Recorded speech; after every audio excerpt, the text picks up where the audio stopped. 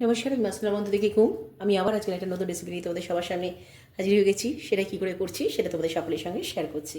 দেখো, এখানে আমি 1 কাপ চালের গুঁড়ো নিয়ে নিলাম। আর এই ভিডিওটা আমার অনেক আগেই দেখানোর কথা ছিল, কিন্তু আমার শরীর খারাপের জন্য সত্যিই আমি একদমই ভিডিও করতে পারিনি। সেই জন্য তোমাদের অনেক লেটেই দেখাচ্ছি এটা।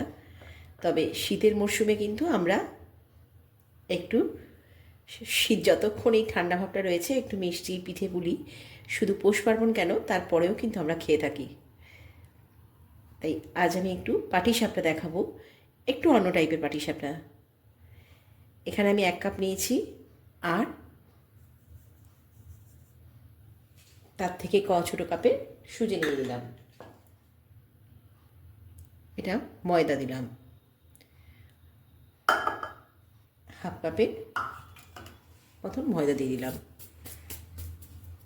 এবার একটু নুন দিয়ে দেবো পরিমাণ মতন। এবার যেটা আমি বললাম পাটিসাপটাটা করবো আমি একটু অন্য টাইপের, সেটাই হচ্ছে যেটা গুলবকি দিয়ে। নুন দিয়ে দিয়েছি, এবার একটু পরিমাণ মতন চিনি দেবো। চিনিটা আমি অল্পই দেবো, মিষ্টিটা যে যেরকম খাবে সে সেই বুঝেই দেবে।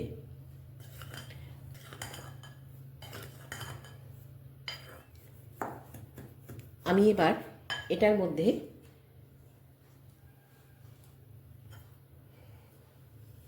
পালং সেদ্ধ করে পেস্ট করে রেখে দিয়েছিলাম, সেই পালং পেস্ট এখানে দিয়ে দেবো।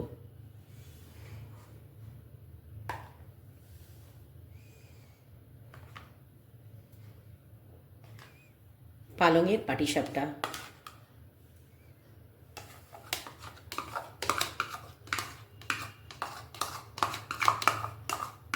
সাধারণত পাটিসাপটা আমরা সাদা খেয়ে থাকি, কিন্তু এটা একটু সবুজ কালারের হবে। আর ঠিক পালং সেদ্ধ যে করে যে জলটা, সেই জলটাও আমি রেখে দিয়েছি। সেই জলটাই কিন্তু দিয়ে এখানে আমরা দুধ ইউজ করব না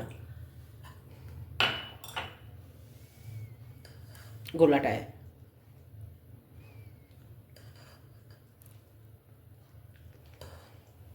আর এর সঙ্গে একটুখানি আমি গরম মশলা দিয়ে দিলাম।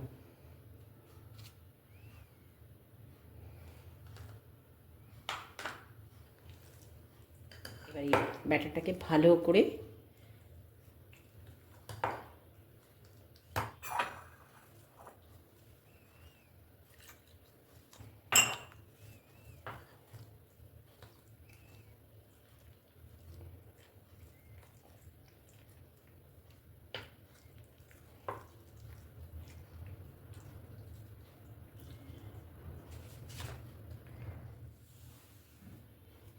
এটা ভালো করে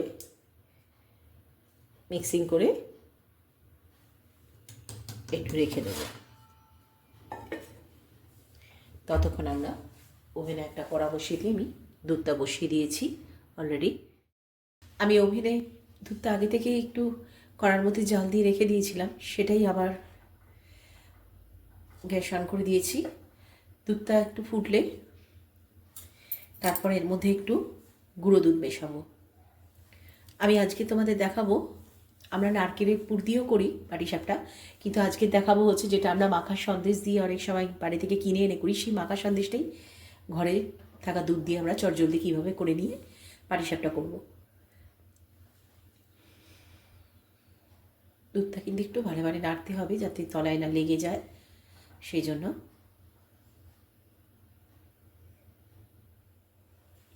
দুধটা ভালো করে ফুটে যাচ্ছে।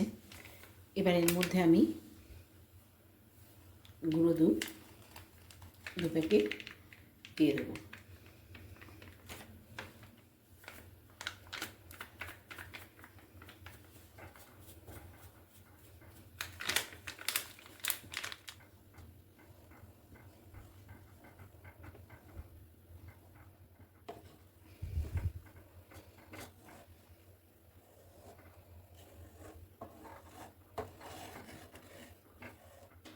এবার এই দুধের মধ্যে আমি একটা হাফ লেবু চিপে দিয়ে দিলাম। আমি লেবু দিচ্ছি, তোমাদের কাছে কারো কাছে লেবু না থাকলে সে ভিনিগারও ইউজ করতে পারো।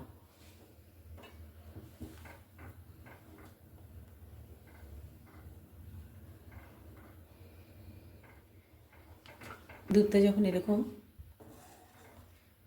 হাফ ছানা কাটা কাটা হয়ে যাচ্ছে, ঘন হয়ে যাবে, তখন এর মধ্যে আমি গুড়টা দিয়ে দেবো।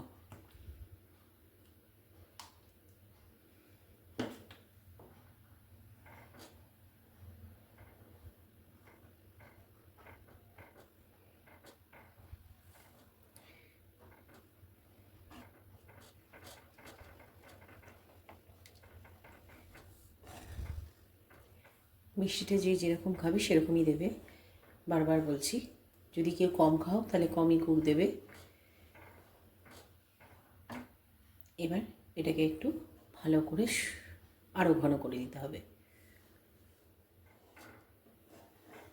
ঠিক এইভাবেই একদম আর একটু ঘন করে নিতে হবে, তাহলেই আমাদের মাখা সন্দেশ রেডি হয়ে যাবে।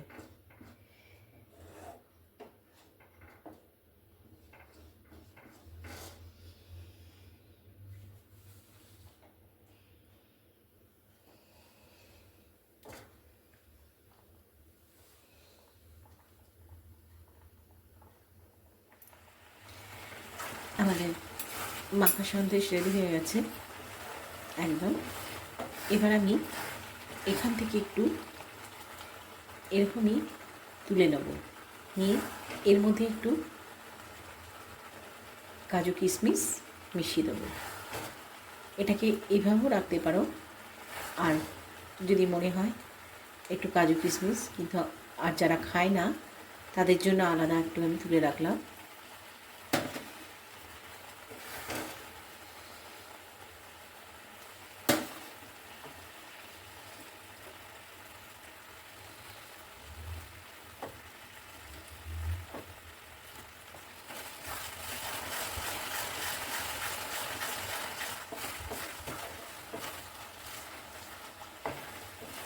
এবার এটা একটা জায়গায় ঢেলে রেখে দেব।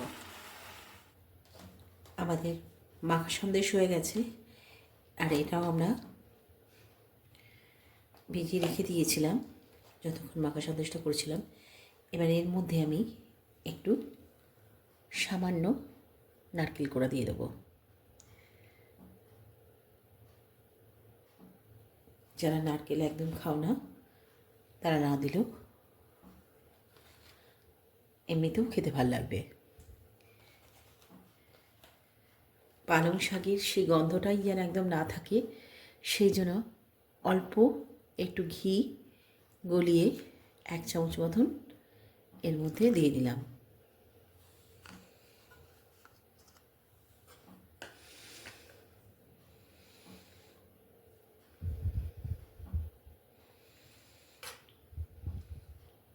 এবার ওভেনে একটা প্যান বসিয়ে দেবো। ওভেনে প্যান বসিয়ে দিয়েছি। এবারে একটা বেগুনের বুটটা কেটে সেটা দিয়ে একটু তেল মাখিয়ে নেব। এবার যেই ব্যাগটা করে রেখেছি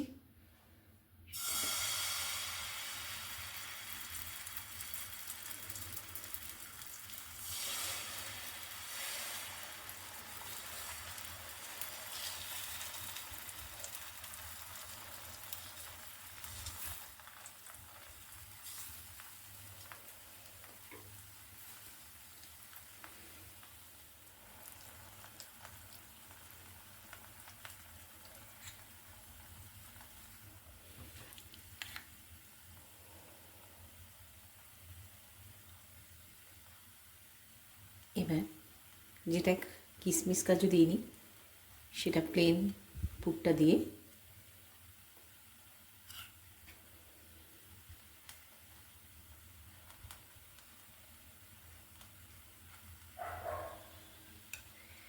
আমি করে নিলাম।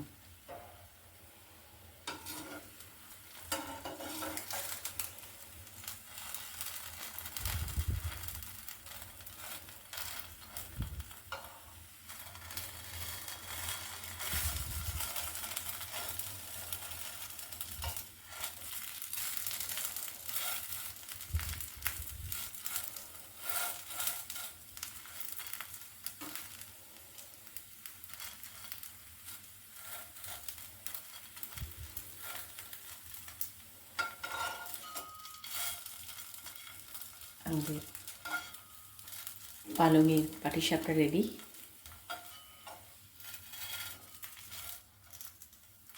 আর কীভাবে ঘরে একদম মাখা সন্দেশের পুর করতে হয় সেটাও দেখিয়ে নিলে তোমরা। আশা করি এবার দেখবে আরও অসুবিধা হবে না। বন্ধুরা, আমার পালংয়ের পাটিসাপটা রেডি, আমি সার্ভ করে দিয়েছি। আর দেখতে যেমন হয়েছে তেমনি কিন্তু খেতেও খুব সুস্বাদু হয়েছে। তাই যারা এখনও পর্যন্ত পালং দিয়ে পিঠে করা যায় সেটা জানতেই না বা কোনো দিন খাওনি, তারা চটজলদি আমার এই রেসিপিটা একবার দেখে বাড়িতে ট্রাই করে নাও। দেখবে একবার এরকমভাবে খেলে তোমাদের আমার খেতে ইচ্ছা হবে। আর ঘরে কোনো গেস্ট হলে তাকে খাওয়ালে সেও কিন্তু অ্যাপ্রিসিয়েটই করবে। আমার এই রেসিপিটা যদি ভালো লেগে থাকে, প্লিজ যারা ফেসবুক থেকে দেখছো তারা একটা লাইক করতে ভুলো না। আর যারা ইউটিউব থেকে দেখছো তারা একটা আমার এই চ্যানেলটাকে সাবস্ক্রাইব করতে ভুলো না প্লিজ। আমারই এরকম একটা ইউনিক রেসিপি নিয়ে তোমাদের সবার সামনে হাজির হবো নেক্সট ভিডিওয়ে। বাই বাই, সবাই ভালো থেকো, সুস্থ থেকো।